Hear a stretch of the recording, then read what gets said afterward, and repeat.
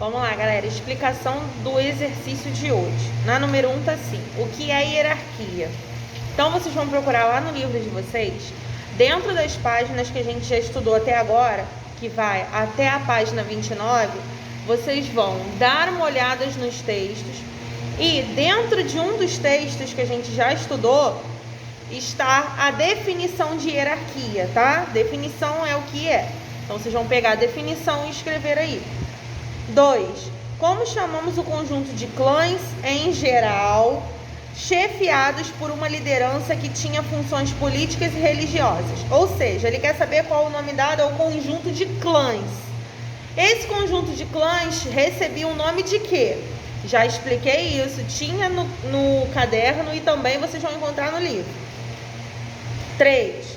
São lugares em que as sociedades antigas cultuavam figuras religiosas, celebravam as colheitas e faziam oferendas às divindades. Qual o nome dado a esses locais aí, onde a função principal era a religiosidade? Vocês vão escrever aí na número 3. 4. Como eram chamados os depósitos de vestígios arqueológicos encontrados no litoral do Brasil, compostos por restos de conchas e ossos? Ele já te deu a resposta aí quando ele fala conjunto de conchas e ossos, tá? Então, eu quero saber qual é o nome desses locais. Vocês vão escrever aí. Na 5, ele quer saber o nome do local criado para garantir proteção aos grupos humanos e estocar alimentos. Então, olha só.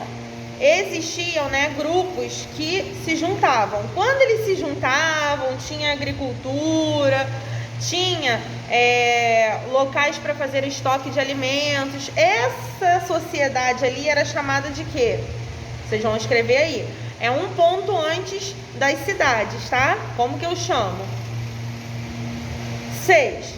Que elementos eram importantes para a organização política e social das sociedades antigas? Então, vocês vão me dizer aí quais eram os elementos mais importantes. Nós estudamos isso no livro e falamos hoje na correção. Naquela época, tinham 3 pontos mais importantes para eles. Que pontos era esse? Número 7.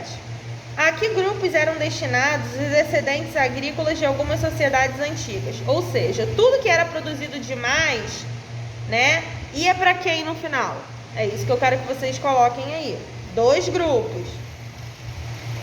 8. O que são quilombos? Galera, no livro não tem uma definição concreta do que é quilombo, mas eu sei que vocês já estudaram isso. E além disso, nós vimos hoje no texto complementar daquela página azulzinha, explicando sobre uma sociedade quilombola, fala dos quilombos. E eu quero saber, na verdade, o seguinte: os quilombos eram locais, que eram refúgios de que tipo de pessoas, que grupos de pessoas?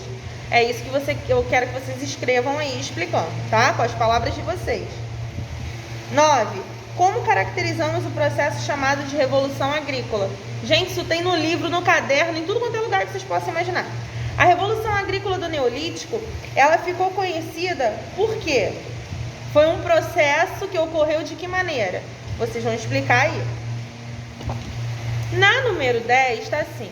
Por que o homem era nômade no Paleolítico? A gente já estudou que lá no período Paleolítico os homens eram nômades, Os grupos humanos eram nômades. Por quê? Então, primeiro a gente tem que entender o que é nômade. Nômade, vocês já sabem que é quando um grupo humano está num lugar, num período, depois ele vai para outro lugar. Então, em cada período ele está num lugar diferente. É por isso que ele é chamado de nômade. Mas por que em cada período ele tem que estar num lugar diferente? Por que ele só foi estabelecer moradia fixa no Neolítico, Por que no Paleolítico ele não se estabelecia num único lugar? É isso que você vai explicar aí. A 11, ele quer saber o seguinte: qual foi a descoberta acontecida no final do período Paleolítico? Então, quando chega no final do Paleolítico, acontece uma grande descoberta. Foi a descoberta do quê? Vocês vão escrever aí. Já na número 12 está assim. Em que período aconteceu o surgimento da escrita?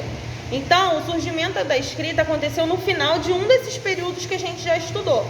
Que período foi esse? Vocês vão colocar aí para mim. Na questão 13, ele quer saber o seguinte: qual foi foi o primeiro metal a ser fundido na Idade dos Metais? Então, vocês aprenderam que a Idade dos Metais é dividida em 3 partes. Dessas 3 partes, um deles foi o primeiro metal a ser utilizado nesse período. E que primeiro metal foi esse? É o que vocês vão escrever aí, tá bom? Então, lembrando, as respostas dos exercícios de história de hoje estão todas no seu caderno, naqueles textinhos que a gente já copiou. E também no livro, desde o capítulo 1, que vai da página 12 até a página 29. Tá bom, galera? Mas mesmo assim, se vocês tiverem dúvida em alguma questão, é só me avisar, tá bom? Beijo!